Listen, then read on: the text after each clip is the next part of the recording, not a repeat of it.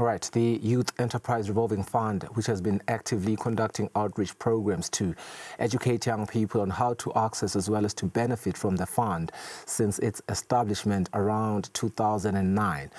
A fund that has made a significant impact on empowering the youth.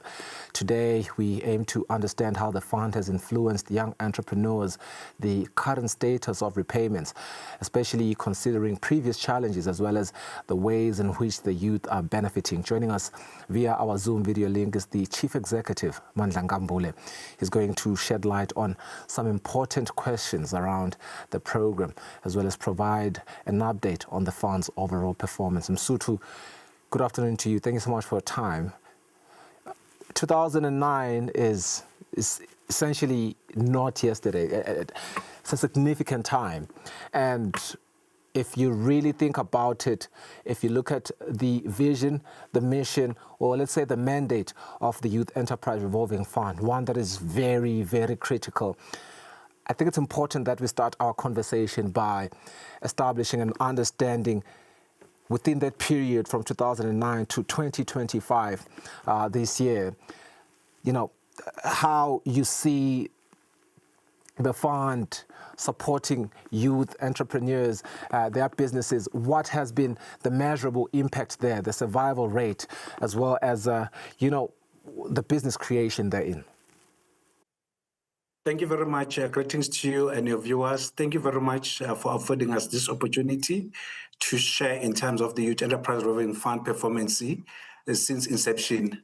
As you have rightly alluded to, the fund was established in 2009 by His Majesty the King, and that was phase one. Because we are running two portfolios for the fund. The first capital was 10 million in Malangeni, which benefited over 725 young people at the time. And then they started a lot of businesses, which some of them are still surviving.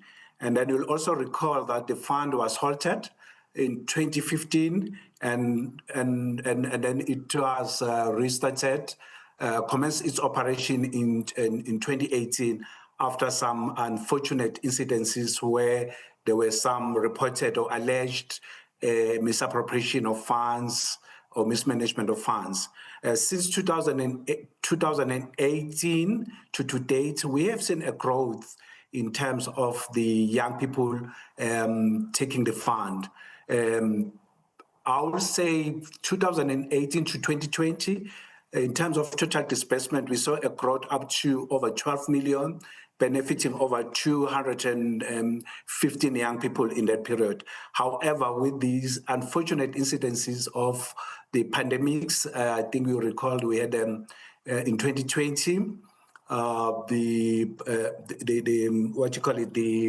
pandemics, COVID-19, and then which was followed by the social unrest in 2021.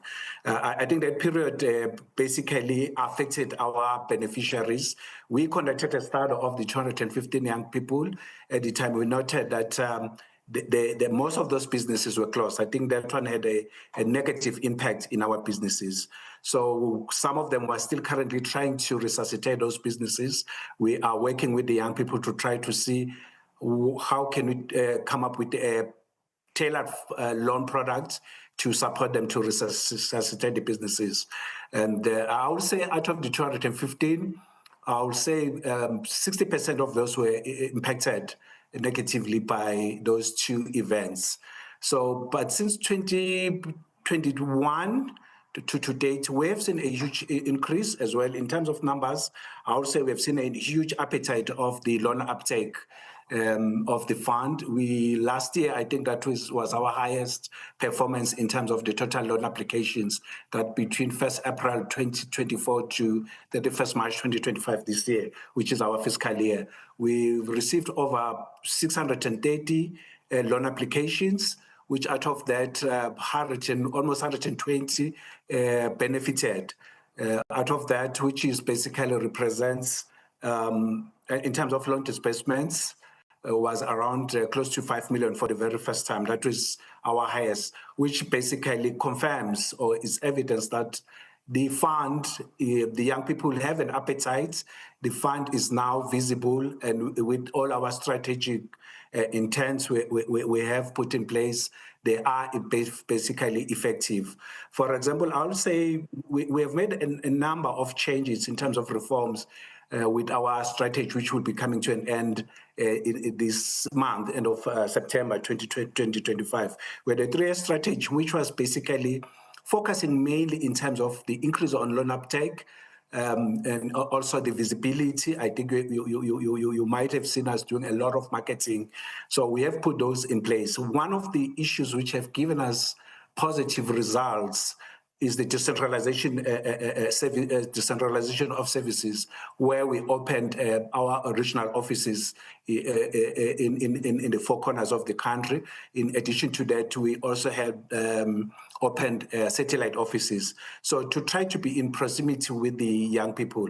So even with that, we have seen that growth to say we are now close in terms of providing service, which is basically our government policy and strategy in terms of decentralization of services. That one is basically giving us the positive results. I think for now, in terms of the maybe challenges we have not, maybe coming up to the 2018 to 2025 to date, our portfolio has grown to around over 25 million to date, which is within the 5 years, which is a confirmation that the appetite is there. And the young people are basically taking up the loans to run the businesses. In terms of the challenges, I think one of the challenges, as you have rightly pointed out, is the issue of the entrepreneurship culture, which is basically lacking. And we are looking into that to say, how can we what interventions can we make in terms of capacity building, which again, which is a challenge. One of the things we have tried to do is that our program is not only in dispersing the funds, we're also basically bundling the services, also providing some training, mentorship, and coaching, where we have assigned every beneficiary a mentor to support them, which we are providing in an in-house service with no cost to the beneficiaries, which is currently working. The other constraints, which I think we could have, our performance could have been much better.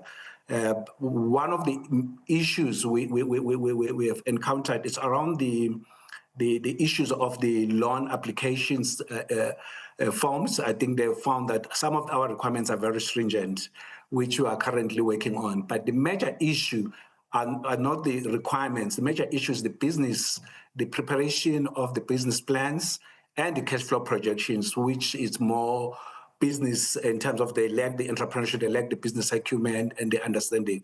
Hence now, one of the issues we have tried to do is to do some pre-application trainings where we visit all the Tinkhundlas in all the regions and have a conversation, meet the young people and train them in terms of how to complete the application forms. So hence we are looking at an increase in terms of the success rate, even from on the loan applications so far. I think so far our rate is very, very low. I have to acknowledge that, to say out of 100 applications, we only approve around 40%, which is very, very low on average. So which means the 60% mainly is because of the quality of the business plans, the cash flow, the business ideation and other challenges. So which we have noted that let's assist them by coming close and helping them with the pre-application, especially those who are in our rural communities. So there was a mouthful, by the way. I do realize now we have to invite you in our sister show, Whistler Breakfast Show, for an afforded or lengthened talk time. But you mentioned quite a lot of important assertions here. 10,700,000 businesses at inception. 2015 was halted until 2018 due to mismanagement of funds.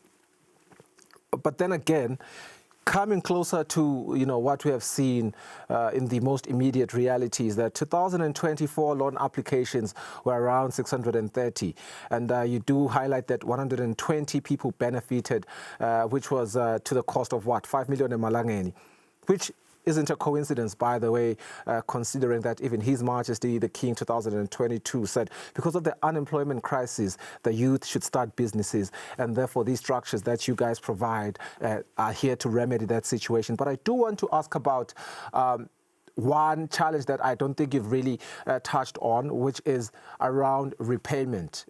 It's normally the Achilles heel of such structures. I think me and you can agree on that. You know, how are we looking like in terms of repayment? Are people paying back, or is the fund still wrestling with defaults? Thank you very much for that question.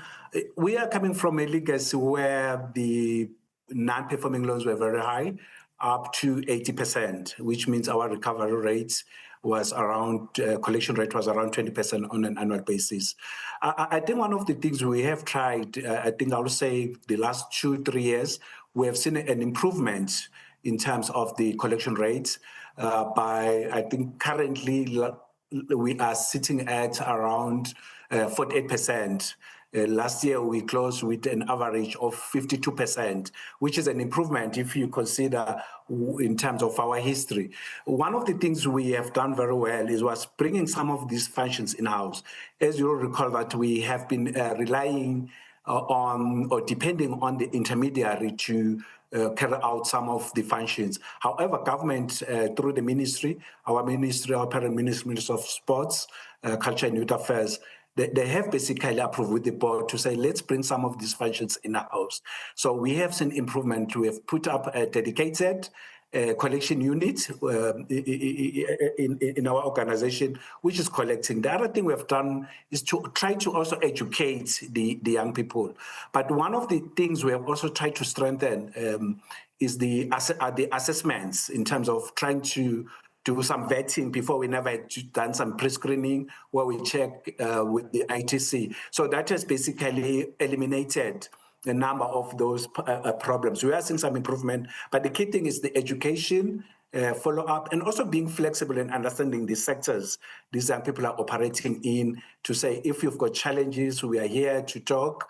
We're open. We always come up with flexible repayment period to accommodate the young people. So there's kind of that improved relationship and openness with the beneficiaries. So I think currently I would say comfortable 50%, which was still below our target of 70% per annum.